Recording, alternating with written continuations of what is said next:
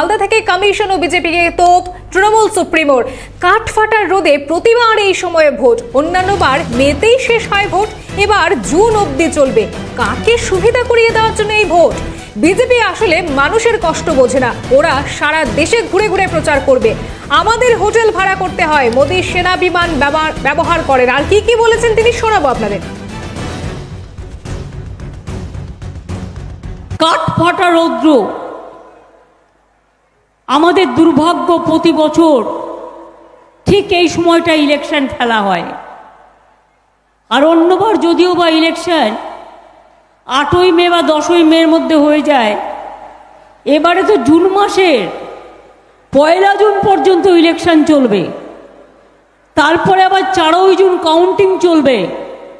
কাকে সুবিধে করে দেওয়ার জন্য? এত গরমে মানুষের কষ্ট হচ্ছে বুঝতে পারে না বিজেপিরা? বিজেপি ঘুরে বেড়াবে, মাননীয় প্রধানমন্ত্রী মহাশয় সারা দেশে ঘুরে বেড়াবেন, পার্টির হয়ে প্রচার করবেন, তাই তাকে সময় দেওয়ার জন্য। মনে রাখবেন, তাদের তো কোনো অসুবিধে হয় না, আমাদের হোটেল ভাড়া করে থাকতে হয়, কারণ ইলেকশনের সময় আমাদের এটা নিয়ম। আর প্রধানমন্ত্রী কিন্তু আর্মির প্লেন ব্যবহার করেন, প্রধানমন্ত্রীর প্লেন ব্যবহার করেন, সব সুযোগ সুবিধা নেন। যেমনটা আপনাদের জানাচ্ছিলাম, কমিশন ও বিজেপিকে তোপ দাগলেন তৃণমূল সুপ্রিমো। কথা বলবো, আমাদের সঙ্গে রয়েছে আমাদের প্রতিনিধি রাজা সাহা। রাজা, আর কি কি বলেছেন তিনি, বিস্তারিত জানাও। দেখো, তোমায় বলি যে রাজ্যের মুখ্যমন্ত্রী মমতা বন্দ্যোপাধ্যায় তথা তৃণমূল সুপ্রিমো তিনি আজকে কিন্তু কার্যত সরাসরি নির্বাচন কমিশনের দিকে তোপ দেখেছেন। এখন নির্বাচন কমিশন তারা কিন্তু ঠিক করেছে ভোট কবে হবে, কতদিন ধরে হবে।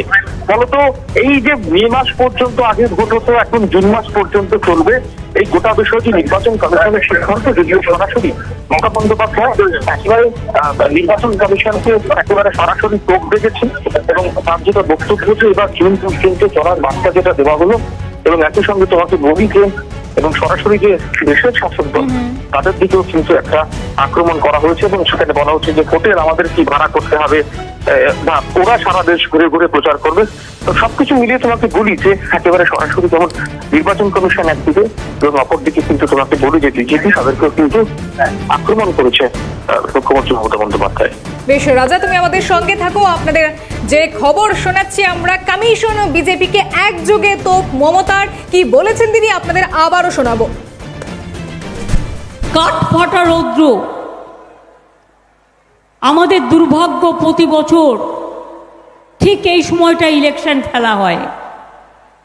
আর অন্যবার যদিও বা ইলেকশন 8ই মে বা 10ই মের মধ্যে হয়ে যায়, এবারে তো জুন মাসের 1 জুন পর্যন্ত ইলেকশন চলবে, তারপরে আবার 4ই জুন কাউন্টিং চলবে। কাকে সুবিধে করে দেওয়ার জন্য? এত গরমে মানুষের কষ্ট হচ্ছে বুঝতে পারে না বিজেপিরা? বিজেপি ঘুরে বেড়াবে, মাননীয় প্রধানমন্ত্রী মহাশয় সারা দেশে ঘুরে বেড়াবেন, পার্টির হয়ে প্রচার করবেন, তাই তাকে সময় দেওয়ার জন্য। মনে রাখবেন, তাদের তো কোনো অসুবিধে হয় না, আমাদের হোটেল ভাড়া করে থাকতে হয়, কারণ ইলেকশনের সময় আমাদের এটা নিয়ম। আর প্রধানমন্ত্রী কিন্তু আর্মির প্লেন ব্যবহার করেন, প্রধানমন্ত্রীর প্লেন ব্যবহার করেন, সব সুযোগ সুবিধা নেন। যেমনটা আপনাদের জানাচ্ছিলাম, মালদা থেকে তো তৃণমূল সুপ্রিমোর। কাঠফাটা রোদে প্রতিবার এই সময়ে ভোট হয়। কথা বলবো, আমাদের সঙ্গে রয়েছে আমাদের বিজেপি নেতা সজল ঘোষ আমাদের সঙ্গে টেলিফোন লাইনে রয়েছেন। সজল বাবু, আপনি ইতিমধ্যেই জেনে গেছেন তিনি কমিশন এবং বিজেপিকে তোপ দেখেছেন এবং তিনি এমনটাই বলেছেন এবার জুন অবধি চলবে এই ভোট। তবে তিনি প্রশ্ন করে জানতে চেয়েছেন কাকে সুবিধা করিয়ে দেওয়ার জন্য। জানবো আপনার প্রতিক্রিয়া। দেখুন, ওনার আসলে মানসিক স্থিতি নেই, আমি কি উত্তর দেব? 7 দফা ভোট হলেও আপনি যতটা খাটবেন, 1 দফা ভোট হলেও ততটাই খাটবেন, কিন্তু দিদির জ্বালাটা অন্য জায়গায়।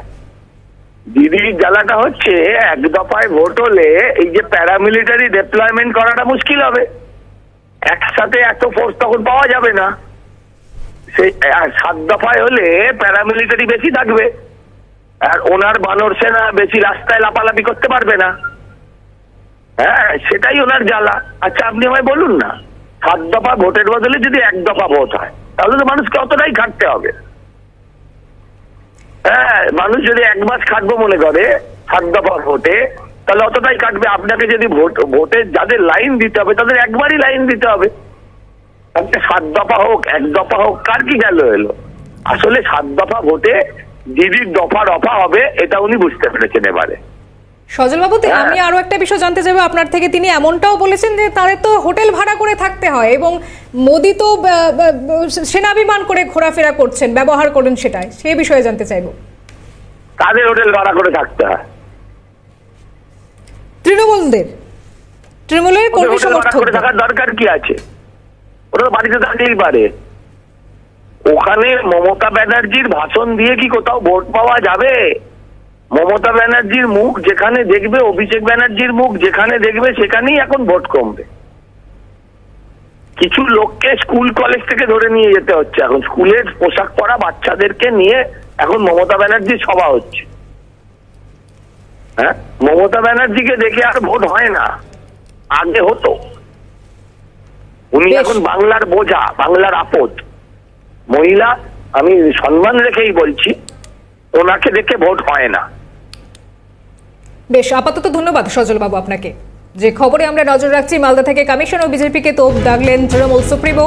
তিনি বললেন, কাজ ফাটা রোদে প্রতিবার এই সময়ে ভোট আসে, অন্যান্যবার মেতেই শেষ হয়ে যায় ভোট, এবার জুন অবধি চলবে এই ভোট। তিনি প্রশ্ন করে জানতে চাইলেন, কাকে সুবিধা করিয়ে দেওয়ার জন্য এই ভোট?